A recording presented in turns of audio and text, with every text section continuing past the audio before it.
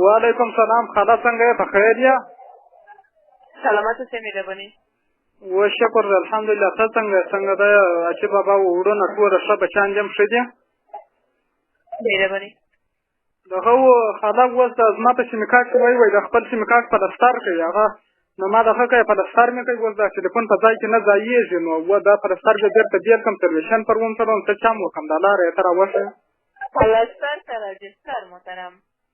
چې خو دلته زما په ټلیفون کې وره پلستر یې که چې ما پر ومسله وایي اوس یې نه پورته کوي نو اوس مې په بل ټلیفون رنګ درته ووایه پلستر څه معنا ورکوي محترم خو دلته په دغه کې وایي نو ولا که موږ خو بالا کوچیان خلک یو په دې کیسې مو رجسټر غواړې نو ته بیا سم سره خلاص ته رجسټر غواړې محترم و مثال دغه دا جلا مډال هغه د ډاکټران د کم پلستر غواړي څه ډول غواړي محترم پلستر خو داسې سیسټم نه لرو رجسټر که غواړې څه څه نوم ووایه ماته زما نوم عجیبه ده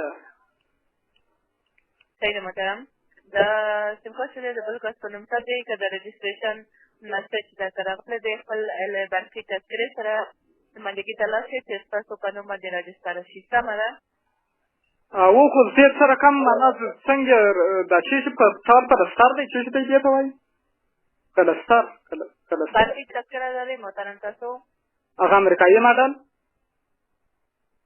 امریکایي ماډل نه محترم برقي تذکره لرئ تاسو یا زه هغه دغه لرم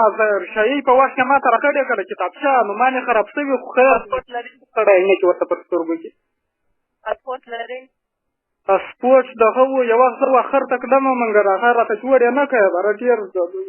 سره بل کار ته شکه نشته محترم ځان نه خبرې مه کوئ صحیح ده تاسو سره اوس چا نور څوک هم شکه نشته زما سره یا زه یوازې یم بل دغه دی هغه بل معلومه راشي یو بل کس پیدا وکړه محترم چې مونږ سره خبرې وکړو مونږ غالبا معلومات ورکړو بیا هغه تاسو ته پوهه کړي صحیح ده میاشته ولاړه چې د پلاره وګرځو کچ هغه به پرېږده اوس څه وایي محترم تاسو بل شی وایي وبښئ یو بل کس پیدا وکړئ چې زموږ په خبرو باندې پوه شي صحیح ده مونږ معلومات ورکړو چې هغه ځای راوښیه بس ما ته خلک راښیي د ځای نوم یې راوښیه او ته ما ته یو ځای راوښیه او ده ځای ته ورشه باره به زه ورشم بس هغه خلک پوهېږي موږ به کوچیان یې باره به دی چې یمو نو بخښه به راته کوې پر ده بره یو بل کس پیدا وکړه چې کوچي نه وي بیا مونږ سره اړیکه ونیسي صحیح ده صحیح ده باره څه خو په بازار کې په کور کې څه پمسایه کې یو کس خو پیدا کېږي محترم چې خبرې وکړي مونږ سره صحیح ده بیا مونږ هغه پوهې کوو بیا هغه کس سره خبرې وکړو اجازه نه لرو محترم درې دقیقې تاسو سره خبرې کوو صحیح ده موږ په کوچیانو کې یو تر درېیم سیم په مکتب ویلی دی هغه به ځان په وپوهېږي